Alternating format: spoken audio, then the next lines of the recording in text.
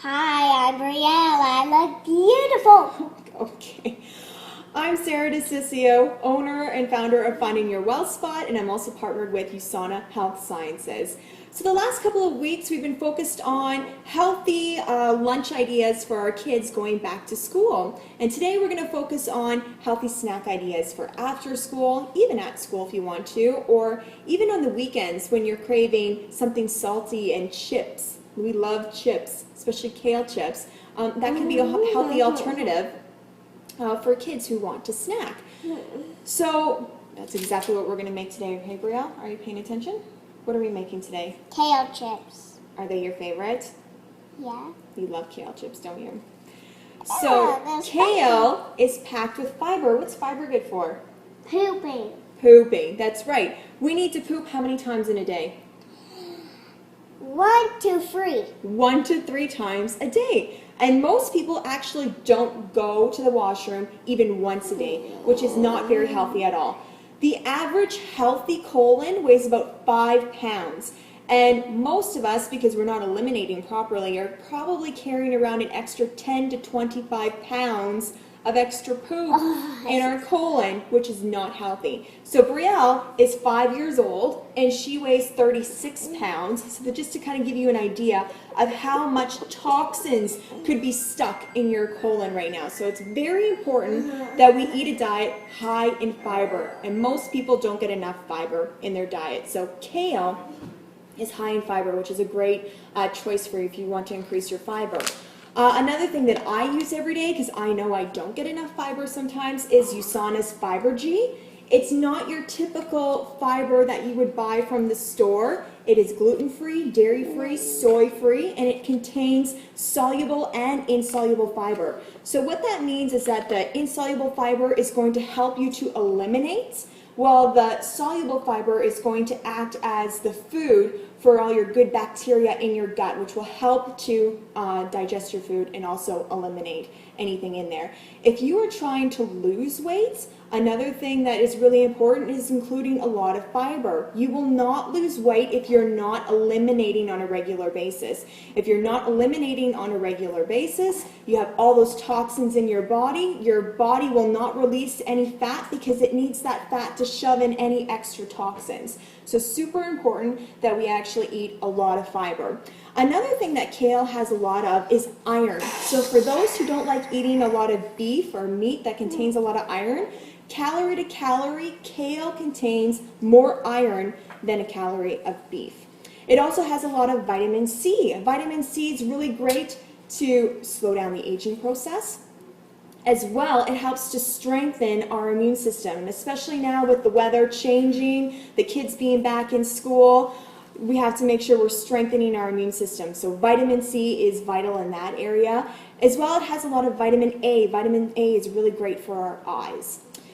So it's also filled with a lot of calcium. So if you're a person who can't tolerate dairy or milk in particular, Flour. kale can be really great to add into your diet because it contains more calcium than milk on a calorie-to-calorie basis as well.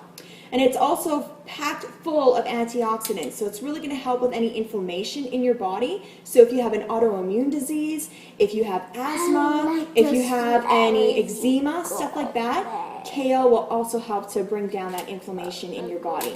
So today, we're going to teach you how to make kale chips. Super simple, and honest to goodness, Kale chips. honest to goodness, your kids will love them.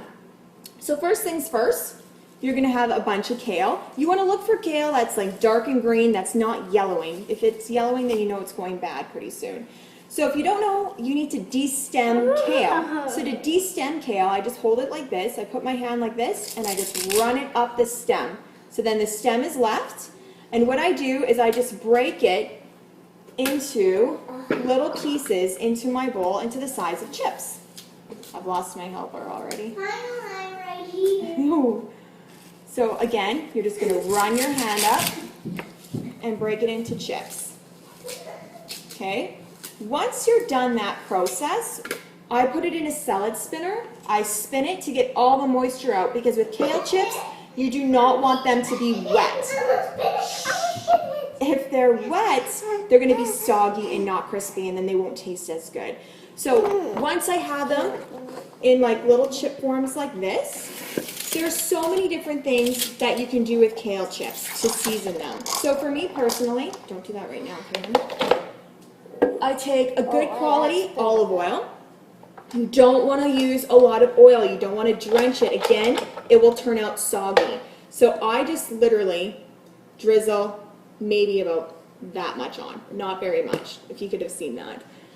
Maybe a tablespoon, honestly, not that much. I don't even know if that was a tablespoon. You can use like smoked sweet paprika if you want a more smoky flavor for your chips. You can use, I like just sea salt on mine. You can even use infused olive oils. So if you have an infused olive oil that has like a chipotle type of flavoring or a Tuscan herb kind of flavoring, Sea salt. you could just add that, and again, it's going to give it a different flavor.